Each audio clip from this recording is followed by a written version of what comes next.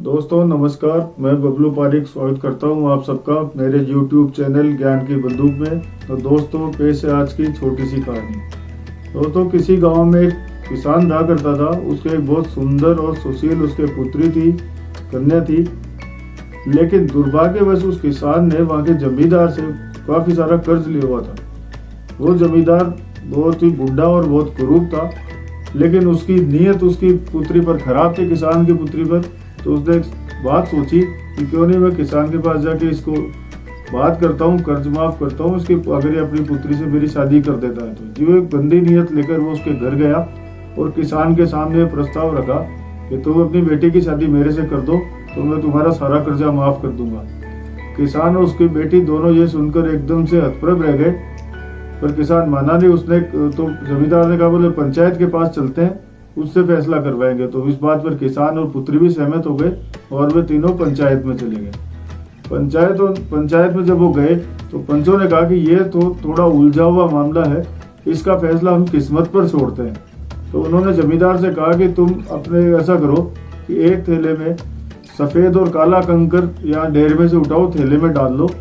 अगर लड़की काला कंकर उठाएगी तो जमींदार की शादी लड़की के साथ कर दी जाएगी और किसान का कर्जा माफ हो जाएगा।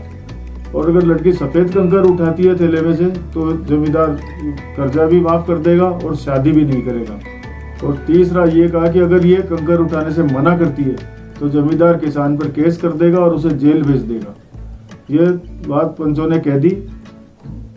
अब लड़की थोड़ा सा टेंशन में आ गई देख के, तो जमींदार गया और उसने वो वहां से कंकर उठाए। तो लड़की ने देख लिया कि जमींदार ने धोखे से दोनों ही काले कंकर उठाकर अपने थैले में डाल लिए।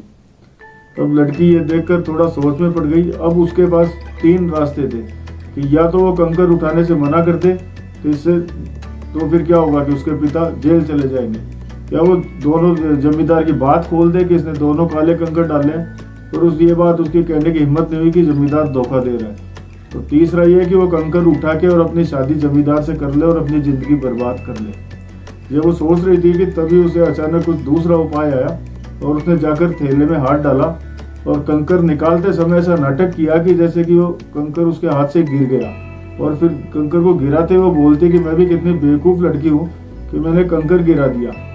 तो फिर उसने पंचों से कहा बोले चलो कोई बात नहीं, अगर मेरे हाथ वाला कंकर गिर गया और ढेर में मिल गया पता नहीं चल रहा, लेकिन इसके थैले के अंदर जो कंकर है उससे देख के पता चल जाएगा कि मैंने कौन से रंग का कंकर उठाया था।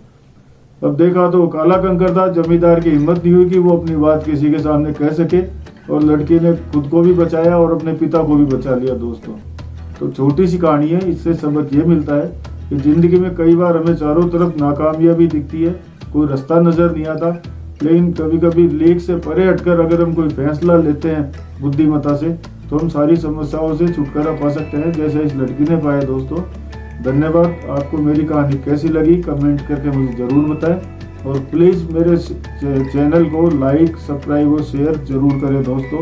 धन्यवाद।